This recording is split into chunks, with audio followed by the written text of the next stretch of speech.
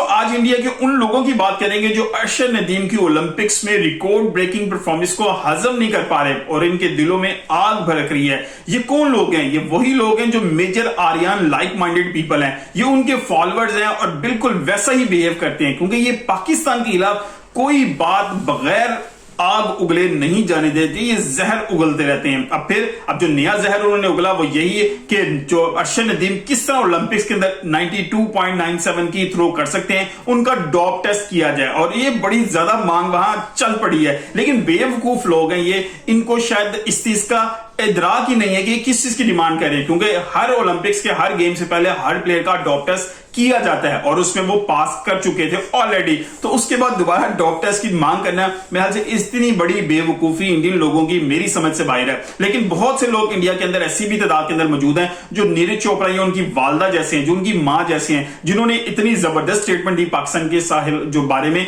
कि इसी तरह पाकिस्तान के अरशद नदीम और उनकी वालदा ने भी उसी तरह की बड़ी जबरदस्त स्टेटमेंट दी जो दिलों को जोड़ने वाली थी, ना कि तोड़ने वाली। जहर उगलने के लिए बहुत से लोग बैठे हैं सोशल मीडिया के ऊपर जो इंडिया के अंदर एक बहुत बड़ी तादाद के अंदर मौजूद है और उन्होंने यही इसके बाद जो है जहर उगलना शुरू कर दिया कि किस तरह अरशद नदीम ने 92.97 की और नीरज चोपड़ा 90 का बैरियर भी क्रॉस नहीं कर सके। ये बात उनसे हजम नहीं हो रही और हर तरह का जहर उगलना शुरू कर दिया अरशद नदीम के खिलाफ। आपको कई पेजेस हो, कई मीडिया, कोई यूट्यूब चैनल्स, कहां बहुत सी जगहों पर यही चीज, यही रंगबाजी और यही ड्रामेबाजी उनकी सुनने को मिलेगी। लेकिन उन बेवकूफों को यह नहीं पता, अगर टोक्यो 2020 से लेकर अभी तक का हम सफर देखें और इसकी प्रोग्रेस लेवल को देखें तो आपको समझ आ जाएगी। 2016 से लेकर अब तक नीरज चोपड़ा और अरशद नदीम आमने सामने आते रहे। हर दफा नीरज चोपड़ा ने अरशद नदीम को शिकस्त दी है, लेकिन इस दफा 2020 का और 2024 का जो 4 साल थे ये बहुत ज्यादा इंपॉर्टेंट है। 2020 टोक्यो ओलंपिक्स में गोल्ड मेडल हासिल किया था नीरज चोपड़ा ने, यहां पर उन्होंने 87 पॉइंट समथिंग की थ्रो की थी, जबकि अरशद नदीम ने 84-85 समथिंग थ्रो की थी और इन दोनों के दरमियान तकरीबन 3-4 मीटर का फासला था। यहां पर वो 5वें नंबर पर रहे थे। लेकिन फिर आता है 2024 ओलंपिक्स, 4 साल के बाद आप देखें नीरज चोपड़ा ने 89 पॉइंट समथिंग की थ्रो की। इन्होंने 2 मीटर का जो है प्रोग्रेस किया इन 4 सालों के अंदर, जबकि अरशद नदीम ने इन 4 सालों के अंदर 84-85 से डायरेक्टली 92.97 तक पहुंचे। तकरीबन 8 मीटर का जो है उन्होंने प्रोग्रेस किए इन सालों के दौरान। लेकिन अगर आप देखें इसके बीच में 2022 के अंदर जहां पर कॉमनवेल्थ गेम्स हुई थी, वहां पर नीरज चोपड़ा इंजरी की वजह से नहीं जा सके थे, लेकिन वहां पर अरशद नदीम ने गोल्ड मेडल हासिल किया था। इनको बताता चलूं कि वहां पर ऑलरेडी यानी कि 2022 के अंदर 2020 से 2022 में ऑलरेडी अरशद नदीम ने 90 का बैरियर क्रॉस करने की प्रोग्रेस कर चुके थे। वहां पर 90.17 की थ्रो करके गोल्ड मेडल हासिल किया था, पीटरसन को शिकस्त दी थी वहां पर। और इसका मतलब यह कि 2 सालों के अंदर ही अरशद नदीम ने तकरीबन 6 मीटर की जो है प्रोग्रेस कर ली हुई थी। अभी जो 95 का कह रहे हैं अरशद नदीम कि मैं 95 की थ्रो कर सकता हूं, इसका मतलब डेफिनेटली वो कर सकते हैं कि अगर 2 सालों में उन्होंने 6 मीटर को इंक्रीज किया है और फिर आने वाले 2 सालों के अंदर वो 95 को कह रहे हैं कर सकते, तो डेफिनेटली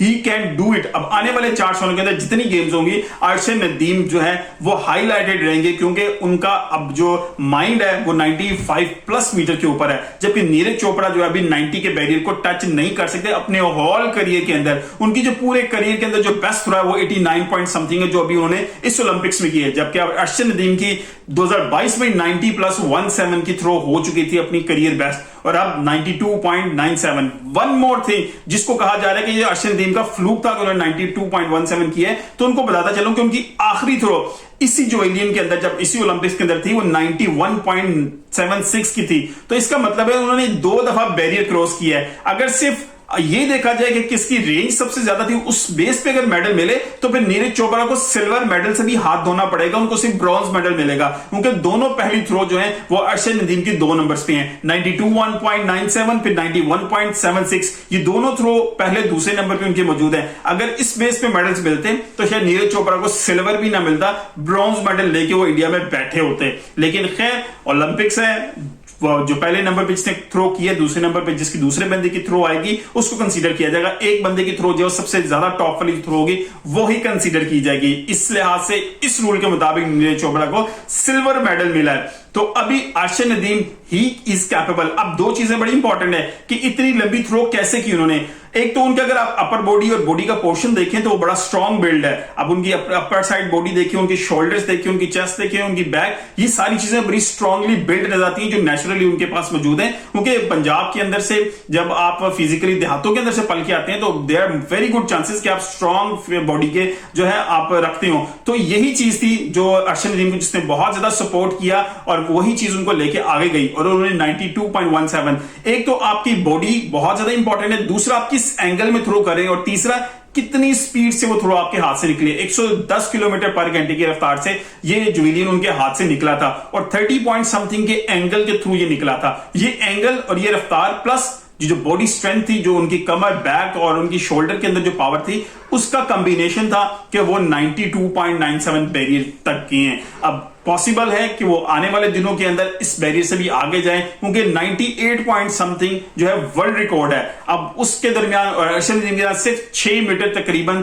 6 मीटर का जो है फासला है। अब देखने के अर्शद नदीम कब ये रिकॉर्ड तोड़ सकते हैं या नहीं तोड़ सकते, या अपना कैरियर बेस्ट से ज्यादा दे सकते हैं, ये आने वाला वक्त बताएगा। लेकिन अभी इंडिया के अंदर बैठे हुए जो लोग हैं जिनके दिलों में आग जल रही है वो भाई चलती रहेगी। उसकी रीजन जो है कि पाकिस्तान ने गोल्ड मेडल हासिल कर लिया है और ओलंपिक्स के लिस्ट में पाकिस्तान अभी 62 नंबर पे एंड किया और जबकि इंडिया ने 70 या 72 पे जो है इसको फिनिश किया है। तो भाई साहब वेट करना पड़ेगा 4 साल मजीद ओलंपिक्स के लिए आपको, अगर आप बेस्ट करते हैं। मुझे नहीं लगता नीरज चोपड़ा 90 के बैरियर क्रॉस कर सकेंगे। I wish him good luck, लेकिन सिर्फ उनकी बॉडी फिजिक की वजह से, क्योंकि वो बहुत ज्यादा फ्लेक्सिबल है, स्ट्रॉन्ग उतने नजर नहीं आते, फ्लेक्सिबल जितनी ज्यादा है। वो थ्रो फेंकते हैं, प्रॉपर एक गिरते हैं, प्रॉपर एक रिदम लेते हैं, लेकिन फिर भी you need to be build strong. शायद आप इस 90 के बैरियर को अपने करियर के अंदर क्रॉस कर सकें। मिलते हैं अगली किसी वीडियो से, अपना ख्याल रखिएगा। अल्लाह हाफिज।